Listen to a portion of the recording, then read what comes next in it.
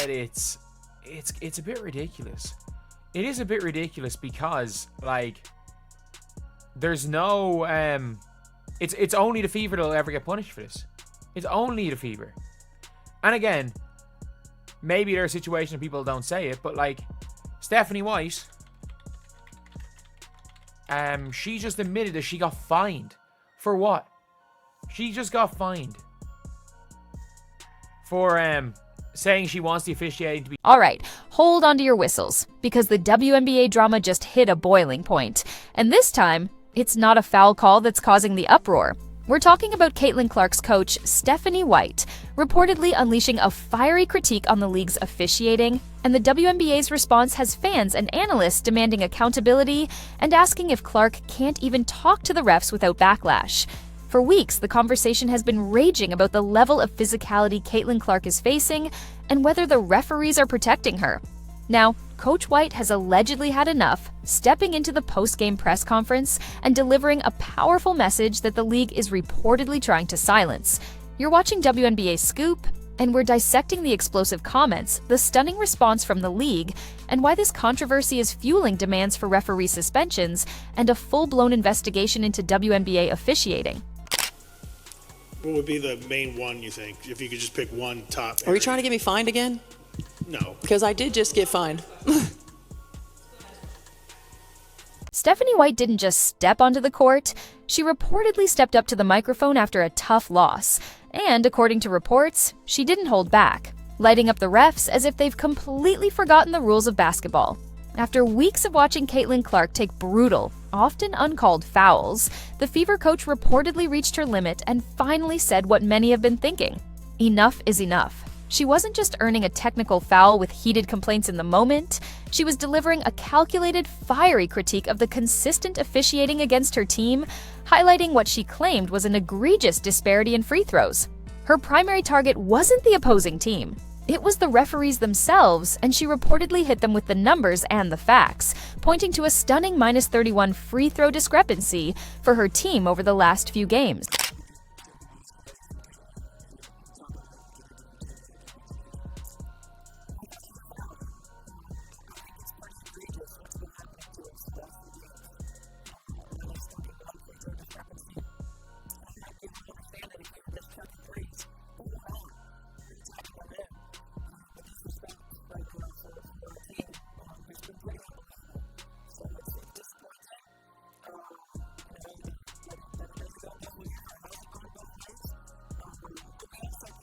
BS properly and demand accountability.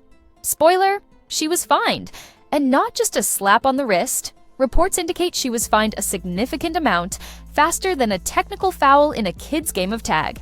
Her alleged crime, telling the truth about the officiating, suggesting that the referees might be calling games as if they're watching a different sport entirely, one where excessive contact is permitted without penalty. Instead of addressing the legitimate concerns White raised about the officiating consistency and fairness, the league reportedly reached into its overreaction drawer and penalized her, arguably as if she committed a serious offense against the integrity of the game by simply speaking her mind and advocating for her players. This gotta stop, bro. So Caitlin Clark's coach has just been fined over $1 million after this altercation she had with the ref that's going viral, and the WNBA thinks that she crossed the line and is fining her $1 million, which we all know is more than her salary. You're gonna tell me she's gonna lose $1 million for that? The WNBA is just This heavy-handed approach from the league, finding a coach for publicly criticizing officiating, reportedly only fuels frustration among fans and critics, highlighting the league's apparent reluctance to accept honest criticism, address perceived flaws, and improve the integrity and consistency of their officiating. Critics argue it sends a clear message to coaches and players alike. Speak out about officiating issues, even with valid points and data, and you'll face punishment rather than accountability for the officials themselves. This allegedly reveals a league more interested in silence and maintaining a carefully controlled image than in transparency, fairness, or addressing legitimate concerns about the quality and consistency of officiating. Sure you? Nobody gives a fuck that you got fined. I can guarantee you that.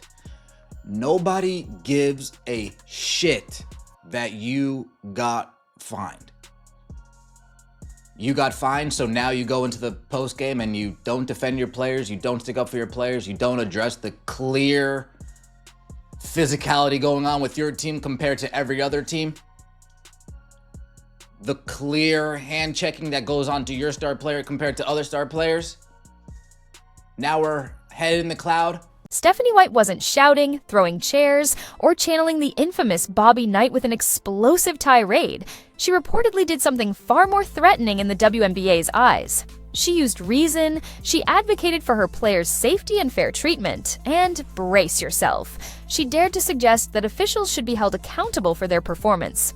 Heaven forbid someone suggests that the officiating in a professional sports league has been as inconsistent and unpredictable as a toddler's bedtime, particularly when it impacts the league's most visible player. In response, the league reportedly hit her with a heavy financial punishment, arguably treating her public comments as if she had committed a major offense against the league's rules or reputation. It's clear, according to critics, that speaking up about officiating issues is met with harsh penalties, revealing a league, or at least its leadership, more interested in silence than transparency or fair play. And she got fined for making comments about the officiating. And there's a reason why this got deleted from the Fever's official press conference. There's a reason why this got deleted from the Fever's press conference. So she called out teams being overly physical in Game 2. So then in Games 3 and 4, they just hacked Caitlyn, and the WNBA made a point to not call anything on Caitlyn. They made a point to not call anything. They actively made it a point. After Stephanie White came out and said, we're being they're allowing them to just shove us. We need to expect that. The referees aren't going to give us anything. And then she goes, after she says that, they made it a point to not call fouls on Caitlyn. Let's be clear, critics argue White didn't go rogue or make baseless accusations. She wasn't calling refs clowns, though some fans might feel that way. She simply spoke out after her Indiana Fever team reportedly faced a series of games where officiating resembled a blooper reel from an untrained referee class. Games marked by inconsistent calls, missed fouls, and perceived bias. And what does the league allegedly do when someone points out the chaos and the perceived unfairness? They fine her, the messenger. Not the referees whose performance is being questioned, not the replay officials, just her. Critics argue it's like blaming the weatherman for the hurricane, punishing the person who points out the problem instead of addressing the real issue. Instead of addressing the real issue of inconsistent officiating and lack of accountability, the league reportedly punishes the messenger, highlighting how little accountability there appears to be when it comes to officiating problems. And the demand from rival fans and critics goes even further than fining the coach. They're reportedly demanding that Caitlin Clark herself be suspended just for talking to referees while she's injured. This is where the situation allegedly reaches a level of absurdity that baffles many. Critics ask how this is even possible. Why are people trying to get her suspended for this? They argue it's coming from the same people who have consistently criticized her and seemingly want her sidelined. There's a tweet going viral, allegedly part of a larger effort pushing this narrative. Critics claim this is what happens when segments of the league, media, and rival fans become allergic to true greatness and the attention it brings. Caitlin Clark, whether people like it or not, is the headline, the reason new fans are tuning in. And instead of celebrating that, some are allegedly trying to punish her for simply being involved. This don't make no sense, man. This don't make no sense. I think Stephanie White has had enough of all the bullshit going on in the WNBA. Let's not pretend this is about maintaining professionalism or enforcing standard conduct for an injured player. According to critics, this is the WNBA allegedly trying to silence anyone who questions their questionable, inconsistent officiating. The Indiana Fever aren't just any team. They entered the season under an unprecedented spotlight thanks to rookie sensation Caitlin Clark, who has reportedly brought more attention to the league than almost anything in its history. Now that the league is in the national spotlight, the officiating crew and perhaps the league leadership, according to critics, apparently decided this was the ideal moment to showcase their lack of understanding of how to properly manage a basketball game under scrutiny and how to protect their stars. Instead of addressing the issues of inconsistent officiating and player safety, they penalize White for speaking up, revealing a league allegedly more concerned with control and maintaining a facade of perfection than with fairness, transparency, or player well-being. Stephanie White, I guess in one case it sort of lets her off the hook for not having challenged the foul on Lexi Hull on the drive into the basket by Sabrina Ionescu that allowed her to shoot the free throws that essentially clinched the ball game. I did not know this, and I think what really got me thrown off was, and I tried to find the clip to that play because the CBS announce team said Stephanie White's got a challenge left. All right, when that foul took place, CBS said she's got a challenge left. Well, it didn't matter. Critics argue that Stephanie White had every right, even an obligation, to speak up. Her players, particularly Caitlin Clark, are reportedly facing a level of physicality that goes uncalled, creating a clear disparity compared to how other players or teams are officiated. They are being held, hand-checked, their arms are being chopped, and they are receiving few calls compared to the contact they are taking. Other players receive calls for similar contact, but when it happens to Clark, the whistle is often silent. White speaks up, saying maybe we should protect the players, maybe we should call the fouls happening right in front of us, maybe consistency would help. But the league allegedly responds as if she attempted to leak nuclear codes or commit an act of treason. The message sent by fining White is allegedly crystal clear. Criticize the refs publicly, even with valid points and data, and you will be fined. Why? Critics argue it's because the WNBA officiating crew and the league leadership appear to have the confidence of a wet napkin and the resilience of tissue paper when faced with criticism. They can reportedly miss calls Stevie Wonder could see, but mention it aloud, and suddenly you're public enemy number one, facing financial penalty. Critics claim they don't want honest feedback. They crave blind obedience and silence regarding officiating quality and consistency. Stephanie, the offense sucks. With Caitlin Clark in the lineup, the offense sucks.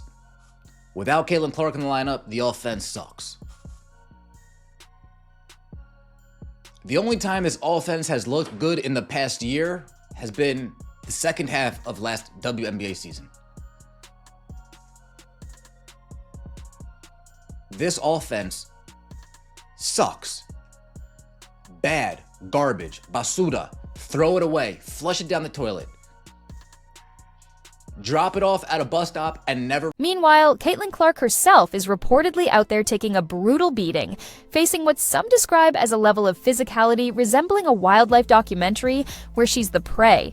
Opponents allegedly take turns shoving, elbowing, tripping her, and even exercising her midcourt with uncalled contact.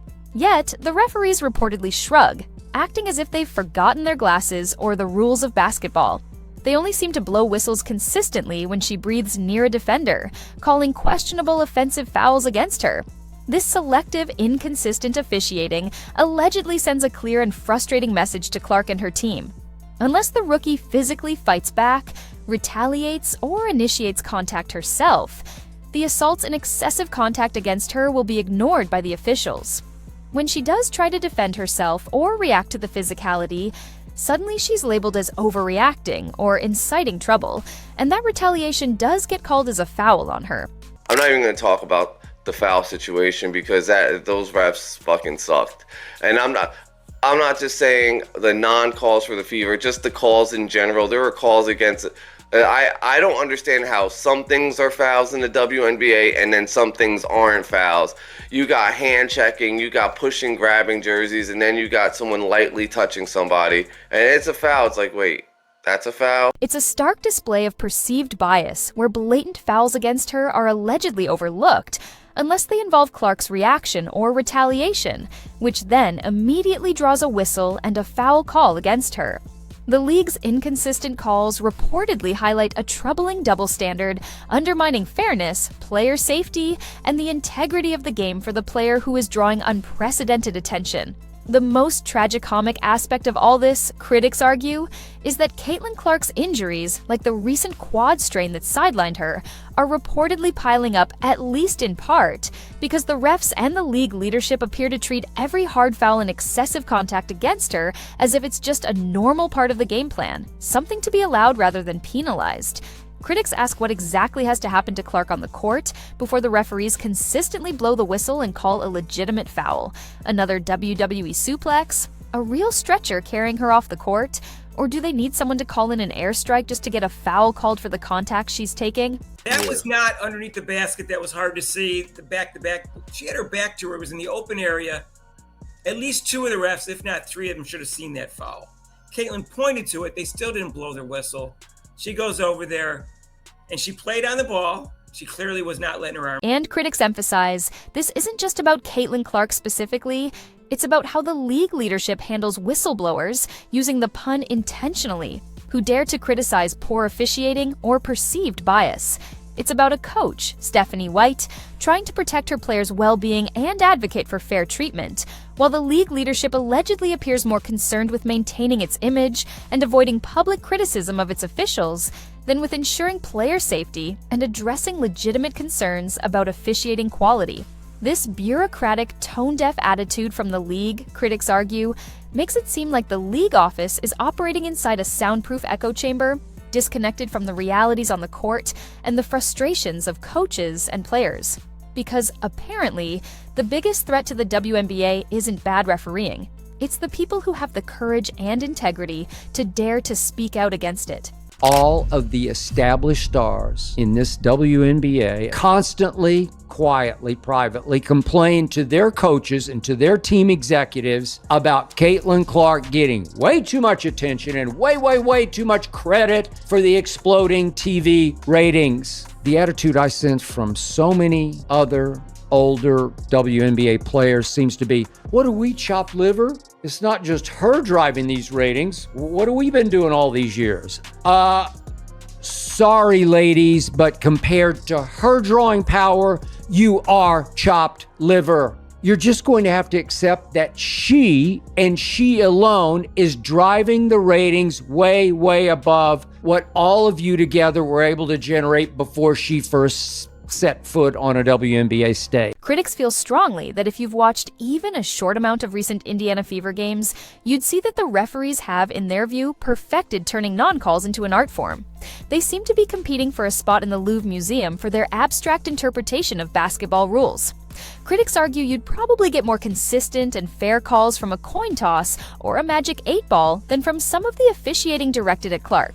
Fans, they say, are starting to genuinely wonder if the refs are operating under some new, unwritten system called vibes officiating, because that's the only way to explain calling phantom offensive fouls on one end while ignoring blatant two-hand shoves and body checks on the other. It's unbelievable that the WNBA just refuses to take this W.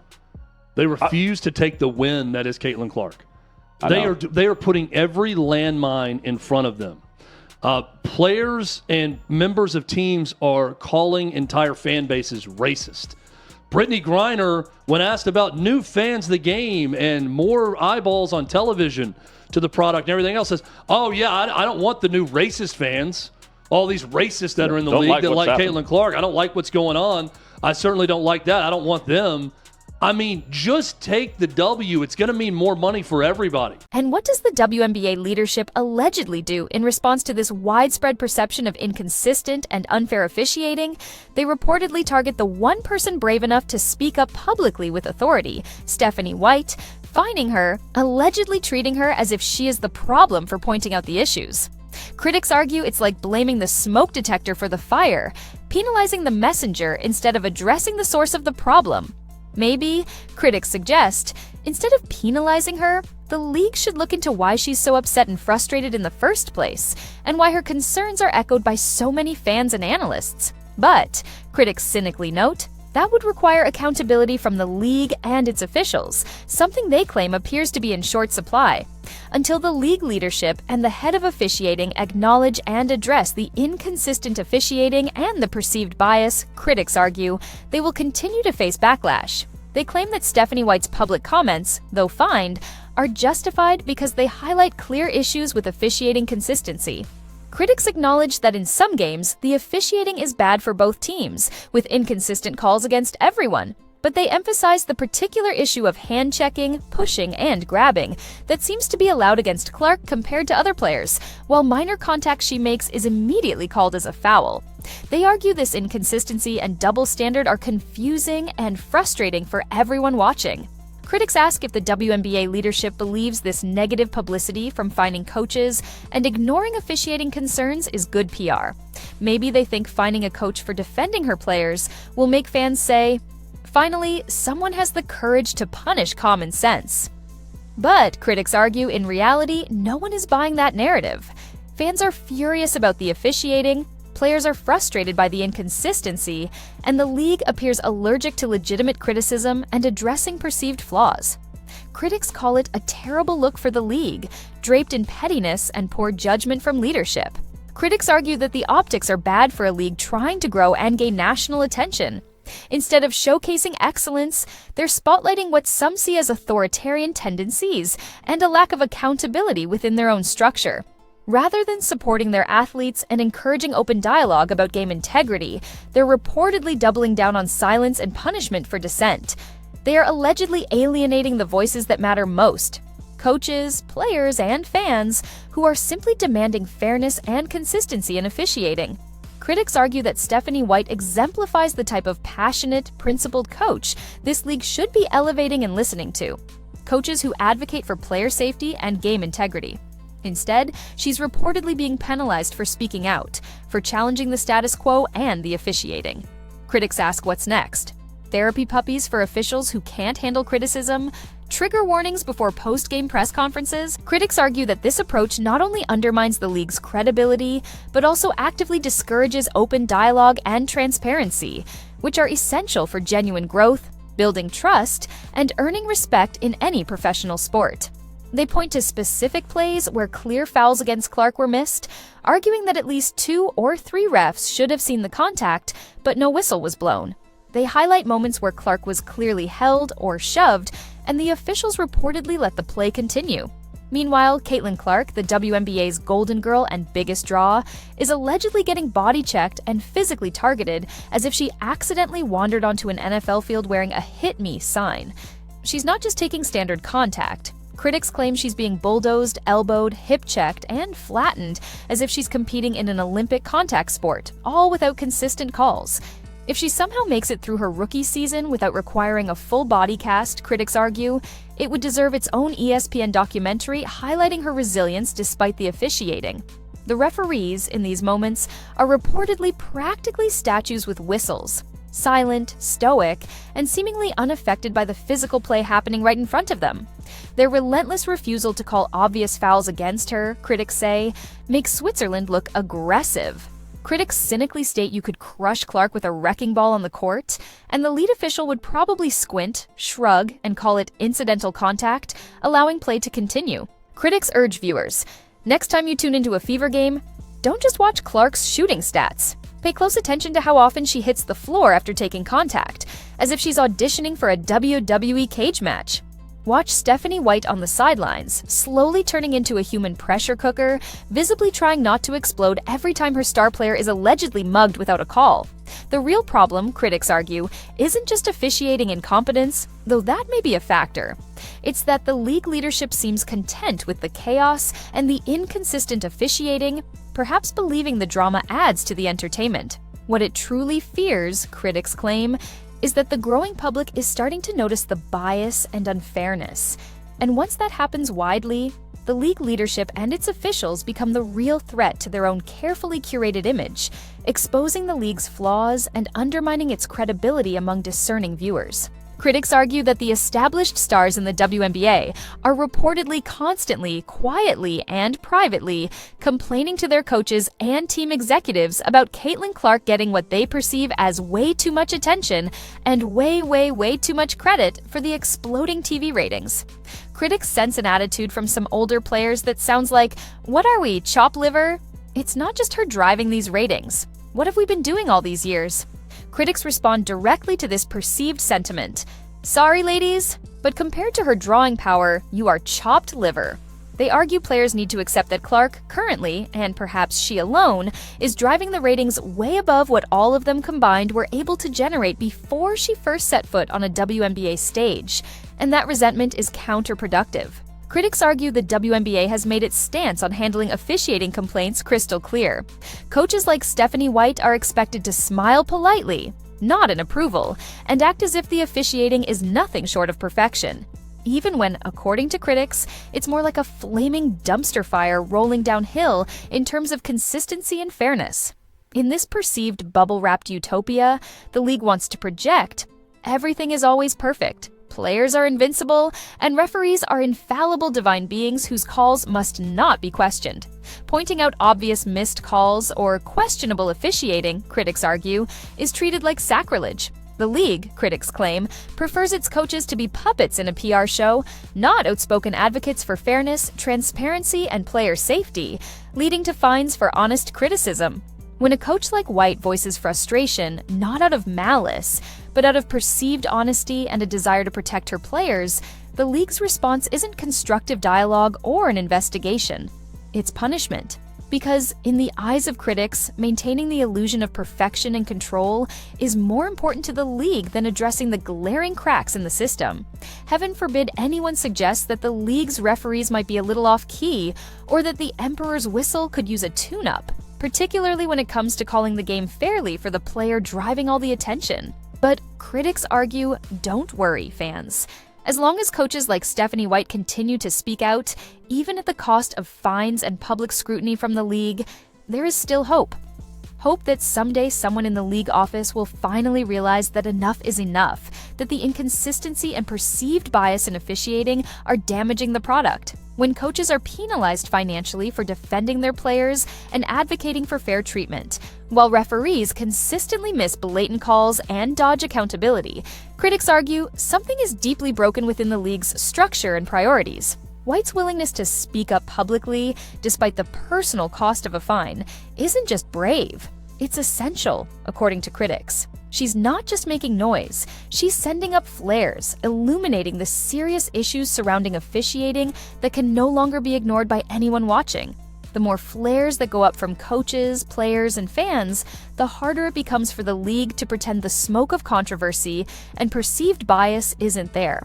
Critics argue this isn't just a basketball season anymore, it's evolving into a full-blown drama filled with fines, controversies, and questionable officiating that threatens to overshadow the sport itself.